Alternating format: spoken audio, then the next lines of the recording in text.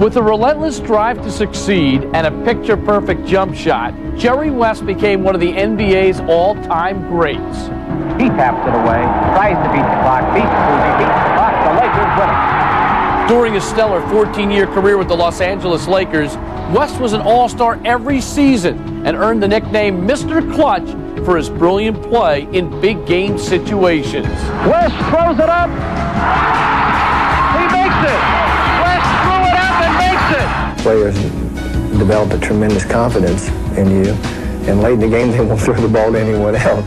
In 1972, West's Lakers won a record 33 games in a row and culminated that season with an NBA championship. The Los Angeles Lakers are the greatest winning team in the history of basketball. Following his retirement, he moved into the Lakers front office, where he would build the team into an NBA dynasty. In 2002, West became president of basketball operations for the Memphis Grizzlies, where he would try to continue his legacy of success. I know what it's like to win, and I also know what it's like to go to the game and expecting to win. This week, it's the story of Jerry West on Overtime. In the long run, I'll be able to handle myself man-to-man with almost anyone in the league. And the Celtics, they have done it again. A spectacular finish. He was the ABA.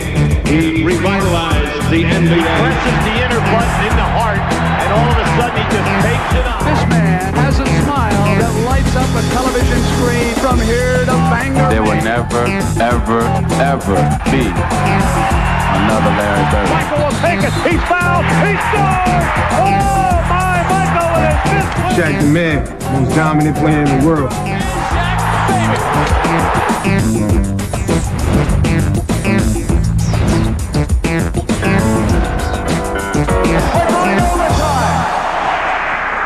Hello again, everyone. I'm Bruce Beck. Welcome to Overtime, presented by America Online.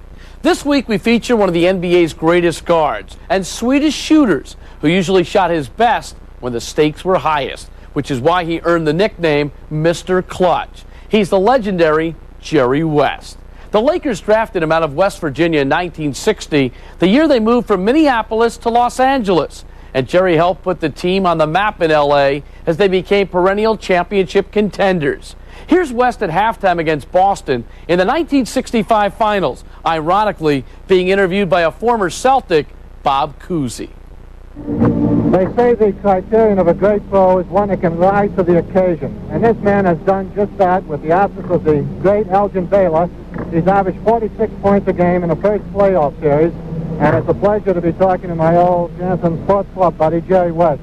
Thank you, Bob. It's nice to be here. Thank you. Jerry, tell me, with Elgin out of the lineup, what specific adjustments have you fellas had to make as a team, plus yourself individually, to do? Well, I know against Baltimore now, we felt that we would be pretty effective against those guys because they are a good rebounding team. And I worked a little bit harder on offense, I think, now. But with Boston, it's a different story. We need Elgin in there to handle the ball for us coming up against their press. And I know it makes it harder on me to score against this team, especially I've had a few pretty good shots here the first half, and I've missed them, and I might be pressing a little bit, I don't know. But the KC's played me real tough, and against this team, we have to make a lot of adjustments. We can't master personnel up as well as we could Baltimore, and I think this is the reason that we're behind the first half so far. Right, we noticed that you came out running in the first quarter with the Celtics, Jerry, and in the case of the Philadelphia series, why they tried to play a bit more ball control. Do you think that you'll be attempting to run with them in this series? So, Bob, we would like to run with them because we think that maybe they couldn't press us as much when they are running. And we feel that maybe if we run a little bit, we'll get a few easier shots. And I don't think we have rebounded as well as we'd like to this first half, especially on our offensive end. And I know Boston has pretty well dominated the board, so to speak, this first half. But we hope that we can rebound a little bit better and run a little bit more this second half. Well, of course, it's going to be a long series, Jerry. I think both teams, frankly, are a bit flat coming off tough series, first-round series, where I don't think you've gathered that momentum yet, and possibly this is an indication of talking of rebounding. I've got a new colleague today, Will Chamberlain, and this was the observation Wilt made, was the fact that both offensively and defensively off the board, the Celtics seem to be, getting 2 and 3 shots, and on the other hand, while they were controlling their defensive board, and that's the whole story. Well, I think, Bob, you're absolutely right. I think that, again, if we can maybe get a little bit on the board and get a few easy shots against them, we're having to work real hard on offense. They have us spread way out on the floor, and we're taking a lot of long shots, and we'd like to get the ball in a little bit closer with Russell in there. We don't have anyone like Wilt who can match him up in there, especially offensively. And our offense is over the top so far, and we just haven't yet, and I think that's the story of the game. Plus, they've played pretty good defense, I think. Right. Well, of course, you can't use half a ball game as a criterion. As I say, it's going to be a long series. Jerry, you've had a fantastic year and an even more extraordinary playoff. Good luck the rest of the way, and thanks for joining us. Jerry set a record that year by averaging nearly 41 points a game in the playoffs, but the Lakers lost to the Celtics, which became a familiar theme. The two teams met in the finals 6 times in the 1960s, with Boston winning every time. And no one took the losses harder than Jerry West, one of the game's true perfectionists. But eventually, L.A. reached the top, as we'll see when we look back at Jerry's career in just a moment. Now, before we go off to a break, let's take a trip with Jerry as he heads off to the office. So, dressed in civvies and ready to go, Jerry West leaves alone, accompanied only by his thoughts. West, like most great players, uses time like this to think about the game coming up, think about his opponent, think about other aspects of the contest, which will get him mentally as well as physically prepared.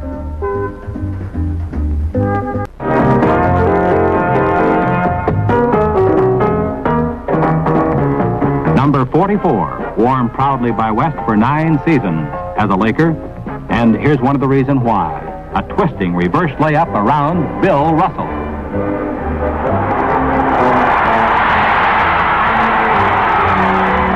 Jerry West was known for his deadly jump shot, averaging 27 points per game during his career. He also excelled at every other phase of the game. He was a 4-time member of the All-Defensive Team and even led the league in assists one year. He often led the league in pain as well, playing through all kinds of injuries. Here's a look at his Hall of Fame career in this feature from 1986. Throughout his career, Jerry West was the heart and soul of the Los Angeles Lakers. As the team's first draft choice after moving from Minneapolis, West was an all-star 14 straight years, an NBA record. His stylish play thrilled fans, especially his legendary reputation as Mr. Clutch. If you happen to be a good player and you enjoy playing close ball games or big ball games, those players develop a tremendous confidence in you, and late in the game they won't throw the ball to anyone else. It seemed like invariably the ball would end up in my hands and I would be the go-to, the hero. 3 seconds to go. 2 seconds. 1 second. West throws it up. He makes it. West threw it up and makes it. Jerry West made it from the other side of the midcourt stripe. I also believe you have to be able to accept criticism. And if you can't accept criticism, then you certainly can't accept the good things that are written about you. But some people just are afraid to fail, and that didn't bother me. Buzzer-beating heroics were part of West's complete player image, as he complemented his great shooting touch with superb instincts, defense, and ball handling skills. He was an unselfish team leader who was selected to the NBA's all-time greatest team. You know, a lot of people come up to you and say, boy, you played well, or you were a great player. But I really think recognition from your peers is much more meaningful than any publicity you might get.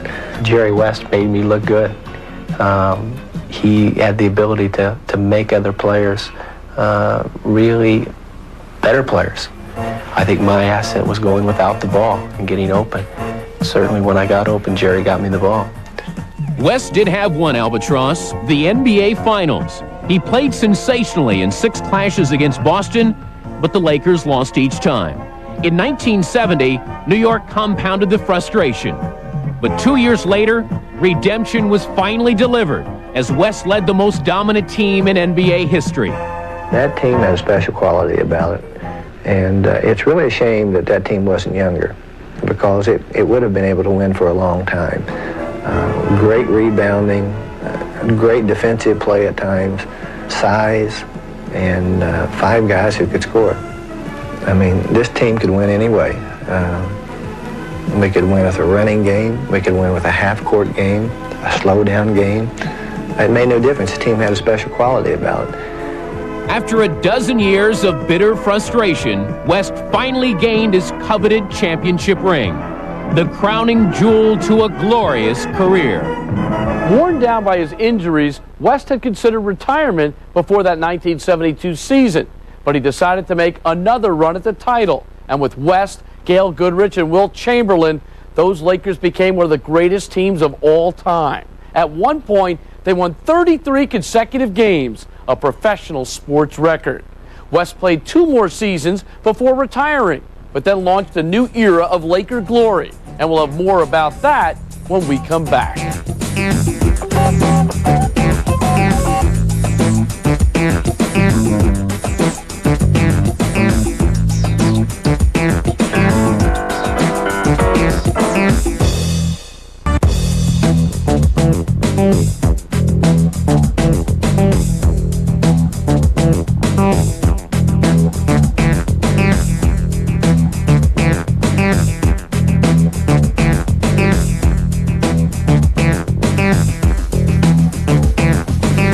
Retiring as a player, Jerry West began to resurrect the Lakers in the front office. As general manager and executive vice president, he presided over the greatest era in franchise history. The Lakers won 5 NBA titles in the 1980s. But when the Showtime team began to break up, Jerry had to start rebuilding all over again with players such as Vlade Divac and Nick Van Exel. He talked about the process in this 1995 interview with Peter Vesey. I remember reading some quotes from you recently that you said, well, when Magic was playing at the end of his career, you said you shuddered at the thought of him leaving because you realized that you were going to have to get bad before you could get good again. But you only got bad for 1 year. It was like a slow deterioration. You know, Abdul-Jabbar, Michael Cooper, Byron Scott, James Worthy, Magic Johnson. And I kept telling our owner, Jerry Buss, I said, Jerry, our toughest task, even when things were great here, our toughest task is how do we replace these players? We can't replace them. We got really lucky in our draft. We have a number of players that are very good players, Pete, and maybe someday they will be those kind of names that people say, well, they think of the Lakers, Nick Van Exel, an Eldon Campbell, an Eddie Jones, a Vlade Divac, a Cedric Ceballos. Those players are very, very good young players. Maybe they had some kind of a taint to them. Doesn't play hard, didn't compete at a high level, or maybe problems off the court. But I've always felt maybe one of our biggest jobs in the NBA is to help young kids get through those periods of times when they are young kids. You know, I can think back to when I played, and I don't really refer to those very much. We had the same immature people. We had the same people, the same problems. There just wasn't as much publicity. But would you have taken that chance if you were still winning championships? Pete, there were no chances. It wasn't their ability. It was people's perception of them. There was no question of their ability. I mean, people talk about Nick Van Exel so much because he truly is a terrific young player, and he's a nice kid. He's his own worst enemy sometimes, but the guy is so competitive that it's amazing. And there was an incident that happened after our game in San Antonio where we lost that kind of heartbreaking game that I think, you know, this story was relayed to me by the people in our organization, that people might be surprised by the response of some of these young kids. They really felt the loss. What happened? Well, we had some guys that would probably react very much like kids who lost a high school championship. And that's refreshing. So they were crying? You get emotional about this, huh? Why? Yeah. Well, you know, I think all of us who work in this league, we like to view ourselves as being cold and unemotional, but not me. Well, why does it strike a chord? What's going on? Just in watching these kids grow and mature and watch them get through the rough spots, I think it shows what happens when you do care And when you're good at what you do, a lot of people are very good at what they do, but sometimes they don't care enough. It's like I've been chosen to do this. When I was a little boy, somebody said, go play basketball, and I did it. And for some reason, I was able to do it at a high level. But I loved it. And with what I'm doing today, you know, I work for the best owner in sports, and everyone says that. I do. And I think all those factors have allowed me to prosper here in Los Angeles. And under West, the Lakers continued to prosper. It was just a year later that Jerry took the first steps in building another championship team. He signed Shaquille O'Neal as a free agent and made a trade on draft day, sending Vlade Divac to the Hornets for a high school phenom named Kobe Bryant. Shaq and Kobe became the cornerstones of the next Laker dynasty, leading the team to 3 straight titles. But Jerry's next move would take everyone by surprise, and we'll pick up the story when we come back. I know what it's like to win, and I also know what it's like to go to the game and expecting to win. That's a hell of a lot better feeling than going there and say, oh, I hope we can win. So let's hope in a couple of years here we can get the people come to the game. Well, they're going to win tonight. I know they're going to win.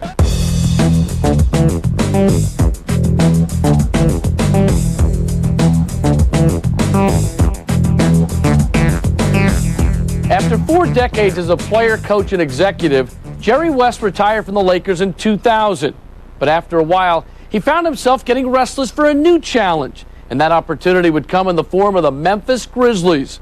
They'd been one of the league's worst teams, but West would try to turn them into a winner in his role as president of basketball operations. Here's a look at his arrival in Memphis in 2002.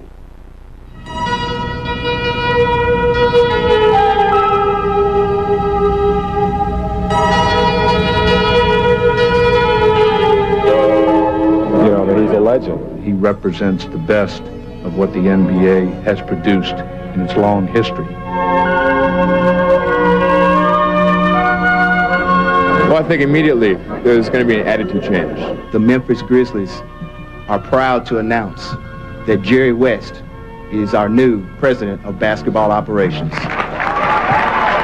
With that announcement, the dawn of a new era is underway in Memphis.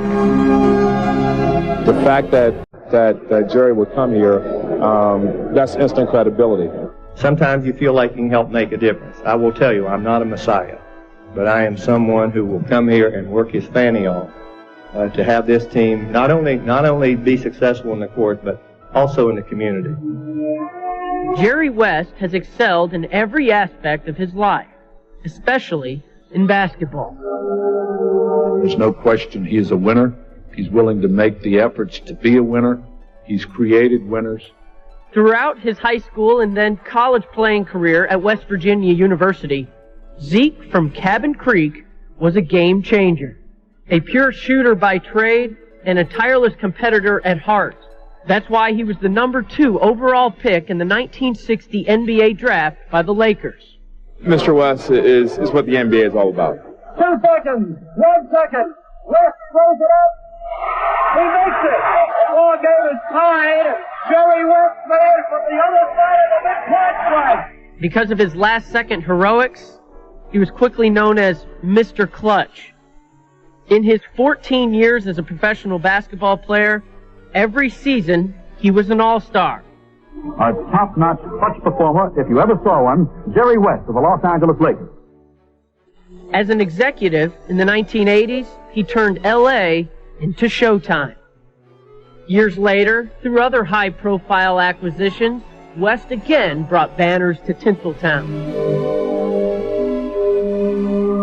He retired from the Lakers front office after the 2000 season. I need to work. I'm not good when I sit around all the time. Now, in Memphis, West is back in the game. It was kind of a no-brainer. All I had to do was say, can I leave Los Angeles? And I did. He really is a basketball junkie. I like certain kind of players. I like players that play the game with enthusiasm, who compete every night. The task at hand is not one that will be completed overnight, which happens to sit just fine with West. I'm not going to go away in a day or two, I'll tell you that. There's a job to be done here. Mr. Heisley is serious about winning. I want to tell you that he brings as everyone in the NBA knows, a class to any organization he touches. We're very lucky as an organization to have him as our leader. Small market teams in the NBA have created a special niche for themselves, and I see no reason why we can't create that same kind of niche here in Memphis. His name has always been synonymous with success. That's why the Memphis Grizzlies are going west. It didn't take long for West to put his stamp on the Grizzlies. He made some bold moves in his first season, trading for Mike Miller and bringing 69-year-old Hubie Brown out of retirement as the team's head coach. The Grizzlies began to improve, finishing with the most wins in franchise history. In the 2004 season, West brought 5 more new players to Memphis, and the team got off to its best start ever. Even after 40 years in the NBA, Mr. Clutch was still on top of his game. That'll do it for Overtime, presented by America Online. And we'll leave you with some final thoughts from Jerry West. Los Angeles and Boston have been in the final 6 of the last 8 years, and now the Lakers have lost all 6. We felt we were the better team, but it didn't prove to be that way, and it's awful galling for the players and I think for our management to accept the fact that we did get beat. There was some barrier there that prevented us from winning, and the question always, how are we going to get back to the finals to try to finally win one? And we got there a lot of times and only won one, and ultimately, as a player, I used to feel it was my fault that we lost. I've always felt that my accomplishments, and particularly in the basketball arena, were through kind of a fear that I was going to fail. That drove me like nothing else could drive me. The desire to win at that level becomes the biggest thing in your life, and it's almost like a sickness. I did everything that I could as a competitor to try to win a game. Everything. And in the summers when we would lose, I was miserable. I was absolutely miserable and could not wait to get back to start playing next year. And I would tell you that the worse things are, I think the better I am. Watch West. He taps it away, tries to beat the clock, beats Susie, beats the clock, the Lakers win it. Ultimately, it gets down to who's going to make the last shot to win the game. It got to the point where you'd want to shoot it because you thought you could make it. Just throw me the damn ball and get away from it. 2 seconds, 1 second, West throws it up. He makes it. West threw it up and makes it. The ball game is tied. Jerry West made it from the other side of the midcourt stripe.